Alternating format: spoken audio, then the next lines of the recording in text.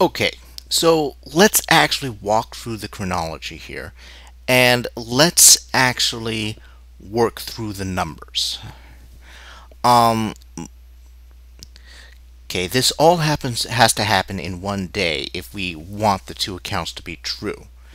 All right, chapter 2 begins with the creation of Adam. Well, okay, ignoring the seventh day business, which looks like it should have been in chapter 1. The chapter 2 account begins with the creation of Adam, everything else having already been made, then walks through a series of events and ends with the creation of Eve. And according to the chapter 1 account, all of this happened on day 6. All of this happened in one day. So, the day begins, God makes all the land animals according to chapter 1, then makes Adam, then makes the Garden of Eden, and let's be charitable and say all of this happens pretty much instantaneously. Then Adam starts evaluating all the animals for their worth as a helper and gives all of them names. This is where it gets sticky. For starters, there are over 40,000 species of spider alone. Somewhere between 40 and 45,000 species of spider known. That's only ones presently identified. That's not ones that have gone extinct in prehistoric times. Okay, we're talking young earth creationism. I'll suspend that disbelief even if it goes against the grain.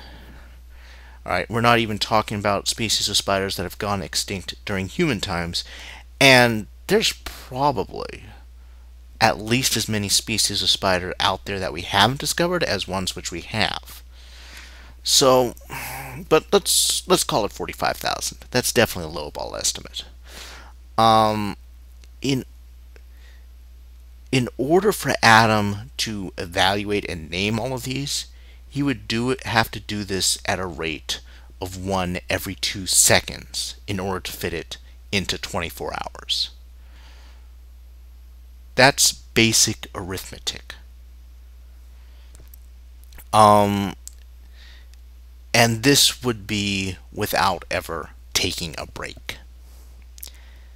Now, okay, I don't know about your creative abilities. I could not come up with a unique name for some creature. 45,000 of them at a rate of 2 per second and keep that up for the entire day. Much less do a careful analysis of how good this critter would be for helping me at the task of gardening. I wouldn't be up to that. I don't think any human would be up to that.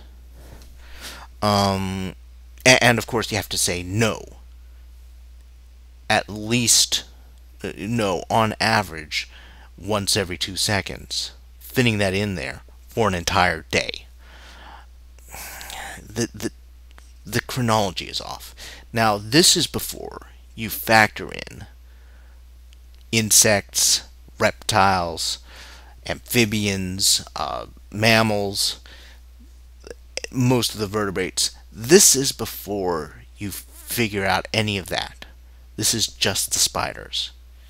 Okay, I would be surprised if you could get all the animals in at a rate slower than 10 per second. I'm probably off by an order of magnitude. It's likely 100 per second. I don't know. This is beyond human capacity. Yeah. So, I'm not buying that. And then there's the analysis issue. Okay, some creatures probably are easy to dismiss as not very helpful in the gardening. But some of them, it'd be kind of hard to say no to. For example, what about earthworms or honeybees? These are great for gardeners. I have a hard time believing that a gardener would say no, I don't want that thing helping me. At least not one that actually knew the first thing about gardening.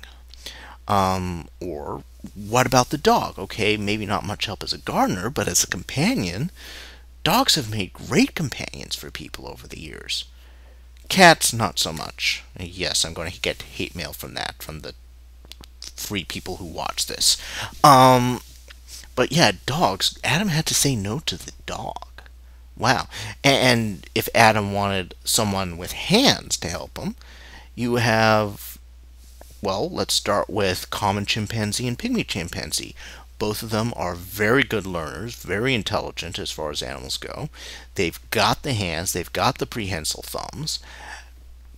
They could pick that task up pretty easily. Um, and Adam said no to those as well. So, you know what? You gotta wonder about Adam here. I mean, he's such a negative guy, saying no to all of them.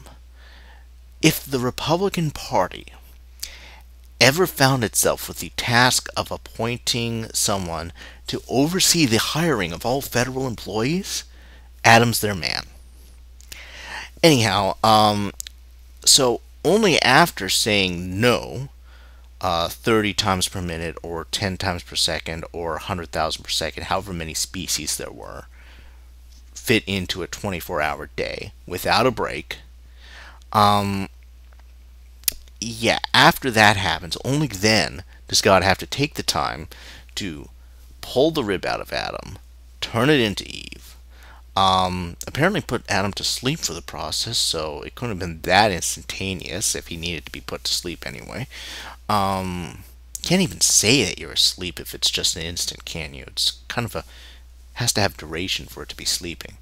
Right, wakes Adam up and gives them dominion over all of the world.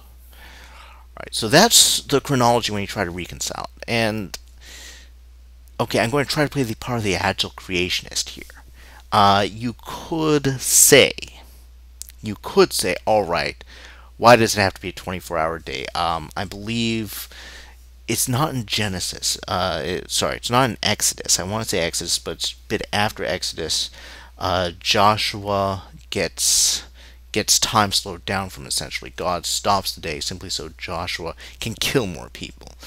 So okay, in theory, God could have done that to give Adam more time. Alright, so I won't call that an outright contradiction, because there is this slim possibility of making it work somehow. But it's definitely straining the suspension of disbelief to the breaking point, even when I'm trying very hard to give it that leeway. And if I step back from that and just judge it by, all right, does this feel true given that there's this hard to swallow element to that? No, it doesn't. Yeah, but even so, there are these reasons to say, yeah, this doesn't feel true. But even if I were to remove those reasons, those particular points that I'm sticking on, it still doesn't feel true. It's still coming across as a work of fiction. It's no longer. It's still coming across as a creation myth. That's what it feels like. This is the smell test, and the smell test is saying it's not legit. So, yeah, it's still not feeling true. So, moving on to the next part.